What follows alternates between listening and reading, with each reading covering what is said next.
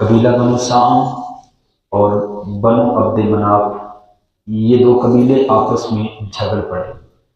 اس بات پہ جھگڑ پڑے کہ ہم میں سے مال کس کے پاس زیادہ ہے، افراد کس کے پاس زیادہ ہیں، دولت کس کے پاس زیادہ ہے، عزت کس کے پاس زیادہ ہے۔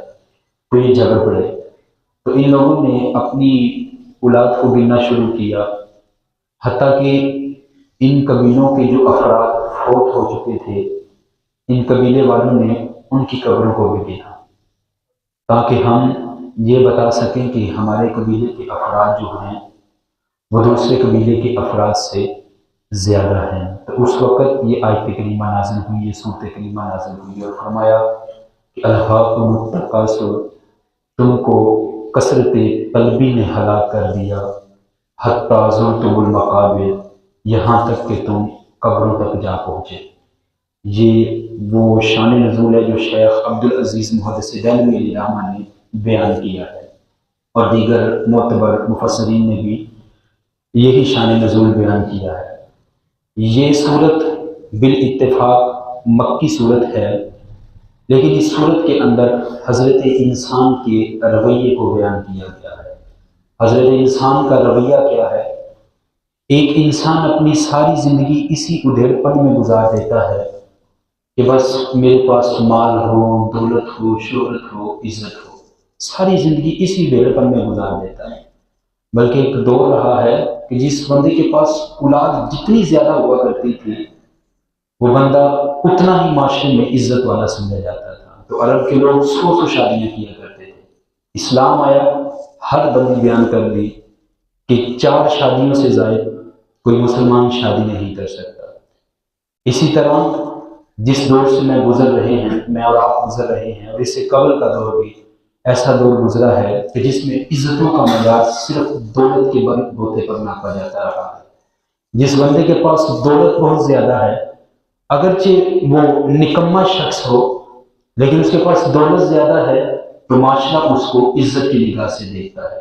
اور اگر اس کے پاس دولت نہیں ہے، جتنے مرضی علوم و فنون پر حاوی وہ شخص ہو، لیکن اس کے پاس دولت کی کثرت نہیں ہے، تو اس بندے کو معاشرے کے اندر کوئی عزت کی نگاہ سے نہیں دیکھتا تھا۔ وہ کیا کسی نے کہا کہ میری غربت نے اڑایا ہے میرے فن کا مذاق، تیری دولت نے تیری عیب چھپا رکھی ہے۔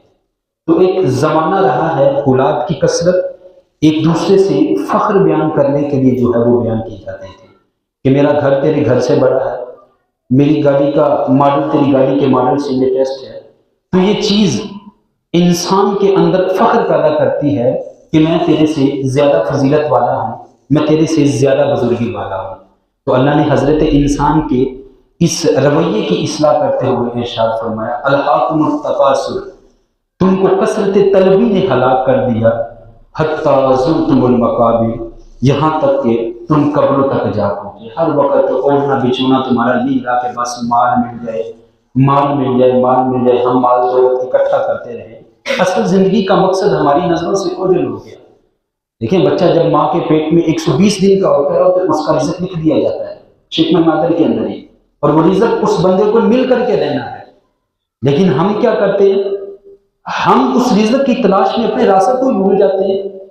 رزق کی تلاش میں رازق کو تو نہیں نہ بھولنا چاہیے، جو رزق دینے والا ہے اس کو تو نہ بھولیں۔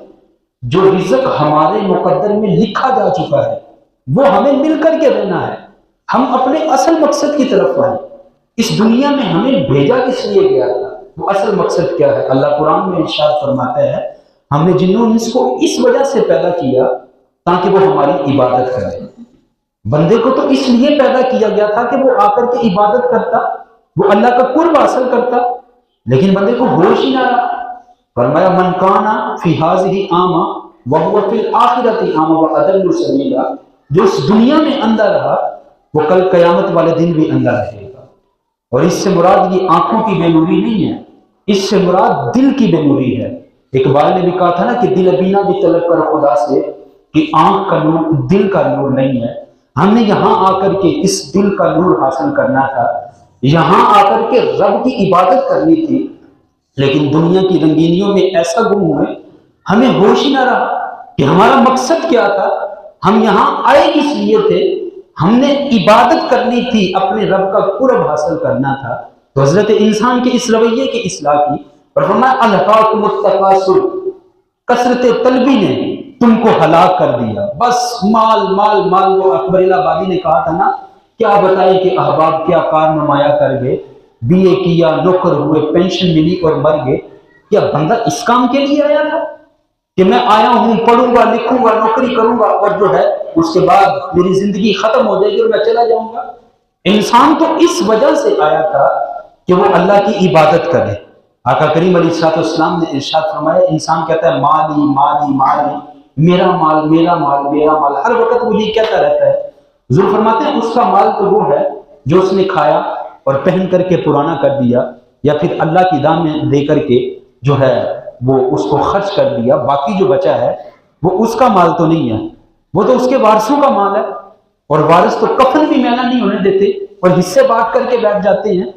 ہم دیکھیں نا کہ حضرت انسان جس کے لیے اپنی آخرت کو برباد کر رہا ہے، اپنی آخرت کو کالا کر رہا ہے، وہ اولاد وہ ڈر رہی ہے، گھر سے چارپائی دینے کو تیار نہیں ہوتی، وہ کہتی ہے مسجد سے چارپائی لے آؤ، مسجد کی چارپائی پہ ڈال کر کے لے کر کے جاؤ۔ انسان ذرا سوچ تو سی، جس کے لیے تو نے اپنی آخرت کو کالا کر دیا، جس کے لیے تو نے لوگوں کا خون نچوڑا، لوگوں پر ظلم کیے، مال و دولت اکٹھا کیا، آج وہ تجھ کو غسل دینے کے لیے بھی تیار نہیں، آج تیرے سے ڈر آ رہا ہے ان کو، آج تو وہ تیری قمیض بھی پھاڑ کر کے اتارے ہیں۔ میاں محمد بخش علی رحمہ نے کتنی خوبصورت بات کہی تھی، جاندی واری ڈرونا بنیو تے ہاتھ نہ لاندے ڈر دے، جنہ لئی تو پاپ کمایا جی کتنے نے تیرے کر لے، جن کے لیے تو نے اتنے پاپ کمائے، اتنے گناہ کیے کہ یہ جو ہے وہ معاشرے کے اندر عزت کے ساتھ رہ سکیں، آج وہ تیری چارپائی کو ہاتھ لانے کو تیار نہیں ہے۔ اگر پڑھنے کے لیے کہا جاتا ہے تو وہ بھی مدارس سے قرآن مانگتے ہیں کہ کوئی مدرسے والا ہی قرآن دے دے، اور جا کر کے کہتے ہیں کہ ہم نے اپنے باپ کی روح کو اصالہ ثواب کرنا ہے اور ہمیں اتنے قرآن پاک کا تحفہ دے دیا جائے، تم نہیں پڑھ سکتے؟